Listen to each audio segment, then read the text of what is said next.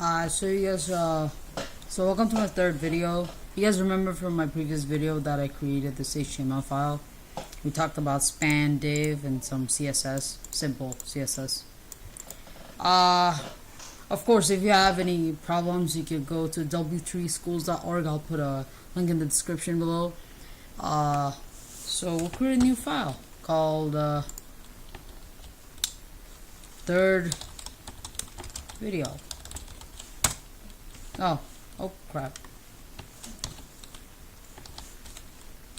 Third video .html. We just delete this one. HTML. Here we go. So HTML. We have our format. I'm just gonna indent this real quick. And then that, and then you can have third, and then script, as you know, style, and then yeah. So we can continue with the work now. Just save it real quick. Okay. So this is where it gets a bit more complex. If we create a div tag and say, so I'll just say nothing. I'll put an ID. An ID is anything that you can use to identify from JavaScript. So I'll just call the ID my div.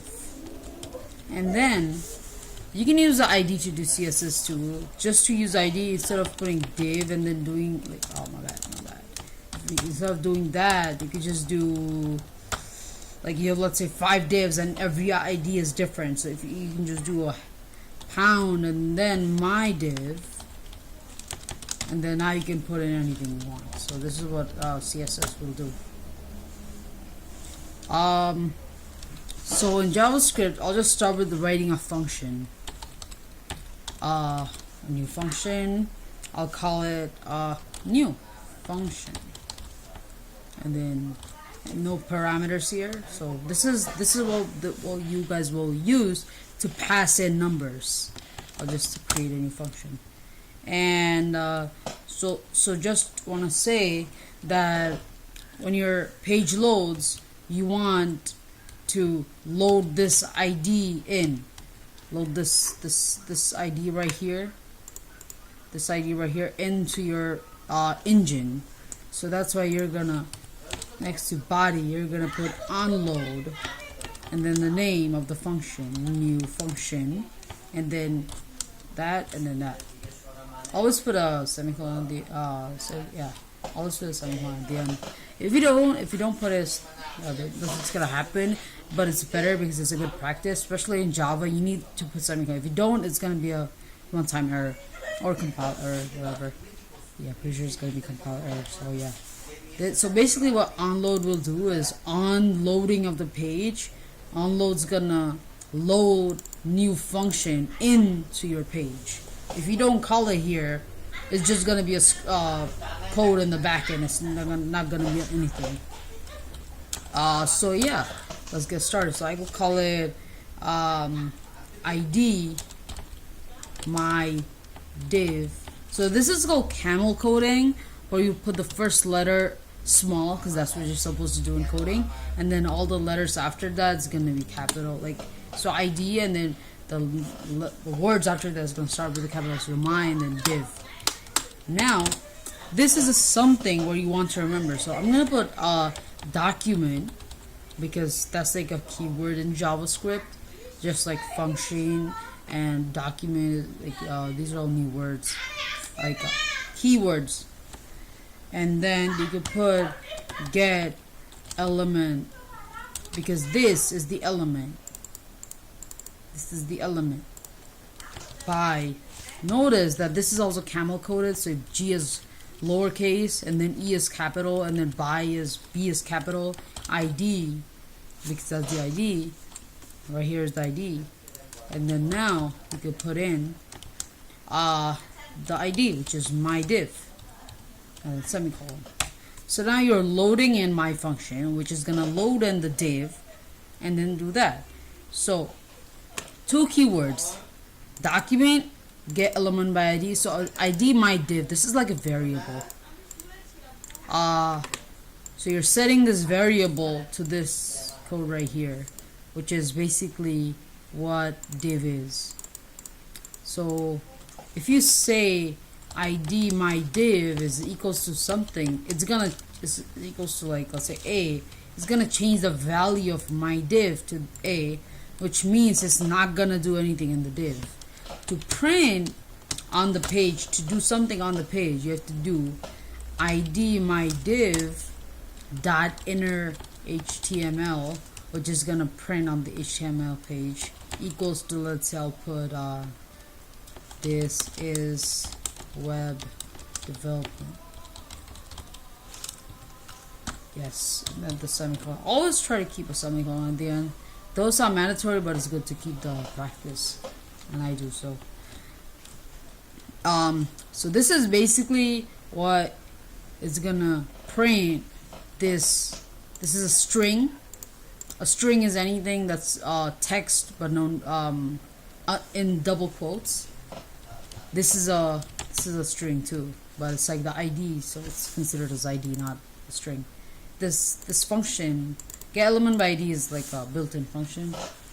I'll talk about that later. So basically, what new function is doing is taking the ID in, then putting the string of the ID to this is web development. So I'm gonna save it and then go into I'm going to videos, no, not videos, my files, and then I'll open third video.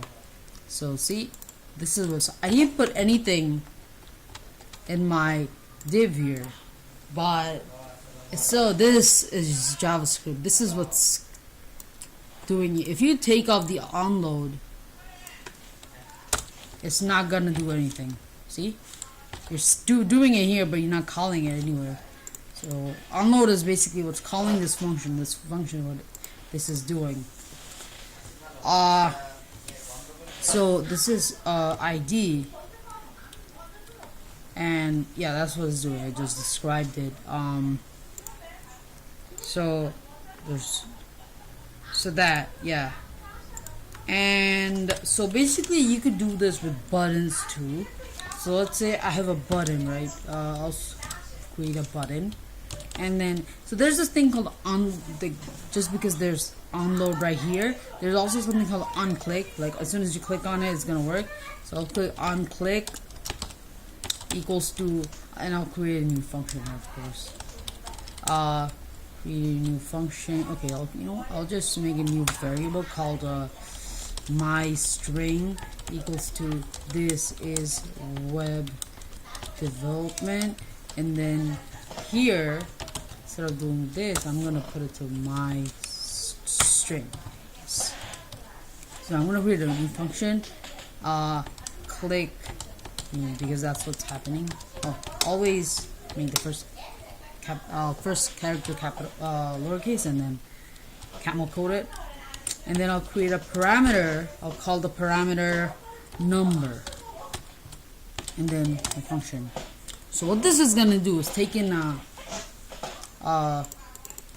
input. So let's say the text of my button is gonna be like click me, and then I'm gonna say that when you click, I need to call this too. So click me, and then I'm gonna say 1. So I'm gonna do this as soon. Oh wait, I can do this. I can create a new function display, and then copy these codes over. No, never mind. Copy the inner issue, because that's the one that's displaying it to display, because I'm just initializing the my div here, and then my string also initializing. So number, if I have another number here, 5, this doesn't matter, because this number is local to this function only, and this number is outside. So this number is available to the whole document, but this number right here, this number is not. So I'm just going to delete this. You could just, if you want to, if you're going to keep it, you can just comment it out by the double slash. Or you could use the longer method. Oh, maybe that doesn't know, right? So, yeah. So in here, let's say I want to say my string. So I want to add the number to my string. So I'm going to be like my string